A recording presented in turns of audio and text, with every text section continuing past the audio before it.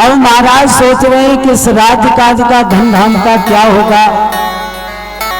तो उन्होंने अपनी रानी से सलाह ली। सुनीति ने कहा महाराज आप ऐसा करो, कोई बात नहीं, जब मेरे संतान नहीं हो रही तो आप ऐसा कर लो, दूसरा विवाह आप कर लो। महाराज ने दूसरा विवाह किया तो दूसरी जो रानी आई उनका नाम था सुरुचि। अब दो हो गई पत्नियां। जैसे ही छोटी वाली रानी आई उसने देखा, महाराज से कहा महाराज आप हमें गुमराह करके लाए हो विवाह करके, जब तुम्हारे पहली पत्नी थी तो दूसरे विवाह का क्या उद्देश्य था। महाराज ने सब बताया कि देखो रानी, पहली वाली रानी को कोई संतान नहीं, इसलिए हमने दूसरा विवाह किया है। तो उसका तो नाम ही महाराज सुरुचि था, और सुरुचि का मतलब होता है मैयाओ जो अपनी ही रुचि में रहे। और सुनीति का मतलब क्या होता है, जो सुंदर नीति वाली हो, जिसके आचरण सुंदर हो, जो अपने आचरण से सबकी सेवा करे, सास ससुर की है। तो ऐसी बिटिया सुनीति की श्रेणी में आती है। और सुरुचि ऐसी होती है कि वो ये कल्पना करे कि सास उल्टे में पैर दबाए दे, तो समझ लियो वो सुरुचि है। मैंने कल भी बताया था कि कथा जो भी है ये कोई शरीर से हटके है ही नहीं, सब हमारे तुम्हारे ऊपर है। उत्तान पाद का मतलब होता है जिसके पैर ऊपर को हैं, और हम और आप सब उत्तानी पाद हैं महाराज। क्योंकि जो मैया के गर्भ में बालक होता है तो उसके पैर किधर होते हैं, ऊपर को होते हैं, सर नीचे होता है। और एक दो दिन नहीं, 4-5 दिन नहीं, पूरे 9 मास तक ऊपर को पैर होते हैं। फिर उसमें उल्टा लटकता है जब मैया के गर्भ में।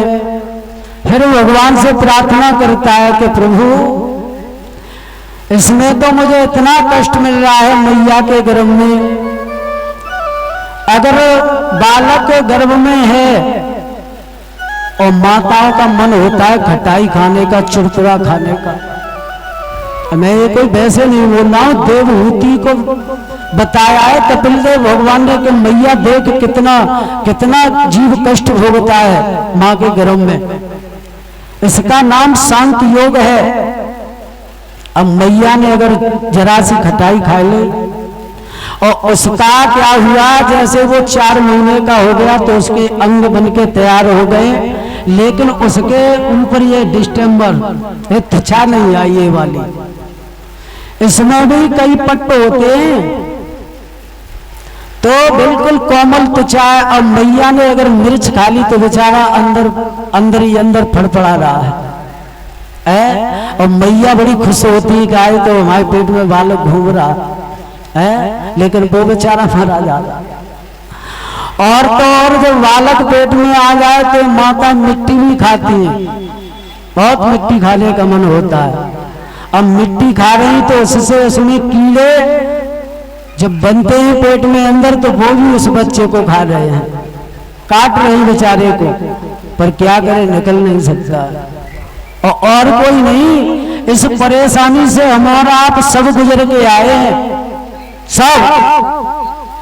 ये मत सोचो कि नहीं अब तो ऐसे ऊपर से गिर पड़े है, आकाश से गिरे, सब मैया के कुच्छा से होके आए हैं।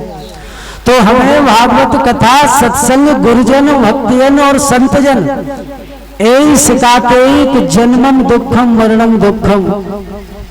जब जीव जन्म लेता है तब भी दुख होता है, और जब मरता है तो भी उसे कष्ट होता है। इस शरीर में से जब आत्मा खिंच के त्याग करके जाती है ना, तो भागवत में तो यहाँ तक लिखा है कि हजारों बिच्छू एक बार डंक मार दें इतना दर्द होता है, लेकिन बेचारा बोल नहीं पाता। क्यों कि यमराज आकर के गला उसकी आवाज तो पहले ही बंद कर देते। तो हमें इस जन्म मृत्यु के चक्कर से छूटना है। छूटना कैसे है? जब हम किसी को अपना सतगुरु बनाए और सतगुरु बनाने के बाद उनसे हम नाम दीक्षा ले, मंत्र ले, उस मंत्र का हम पर जितना भी बन जाए उतना रोज जाप करें, धीरे धीरे धीरे धीरे करके वही गुरु मंत्र आपको एक दिन संसार सागर से प्यारे पार कर दे। क्योंकि मंत्र के बारे में तुलसीदास जी ने बड़े सुंदर शब्द लिखे, क्या कि मंत्र महामणि विषय ब्याल के,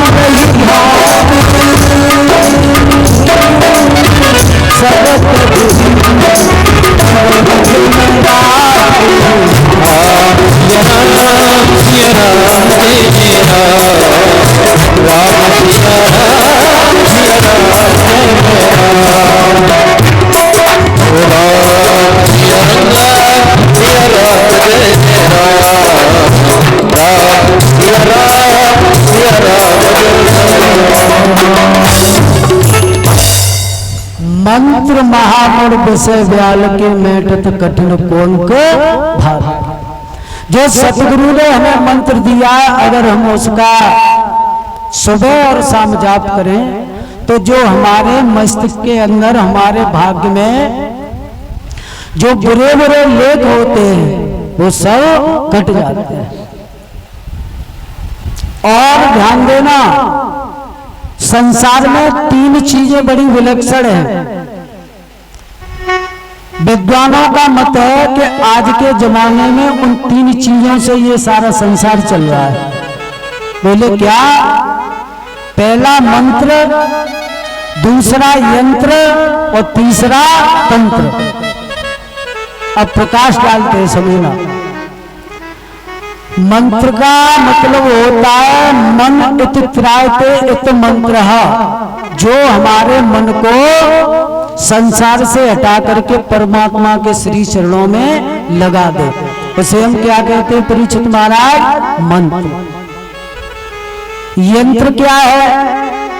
यंत्र ये होता है, आपने देखा हो समरसेबल में क्या यंत्र ही तो है।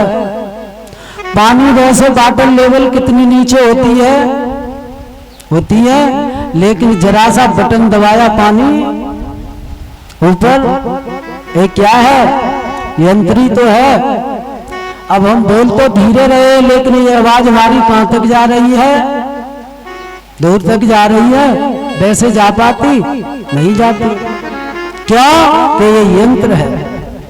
और अब तो ऐसे ऐसे यंत्र बना दिए साहब देशों ने, अलग अलग देशों ने कोई ऐसी ऐसी मिसालें बना दी कि ये समझ लो एक बार चल जाए तो पूरा देश खत्म।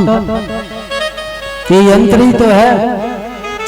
आकाश में जो देख रहे हैं आप लोया प्लास्टिक जो उड़ रही है हवाई जहाज, उसमें क्या यंत्र है। और तीसरा है तंत्र।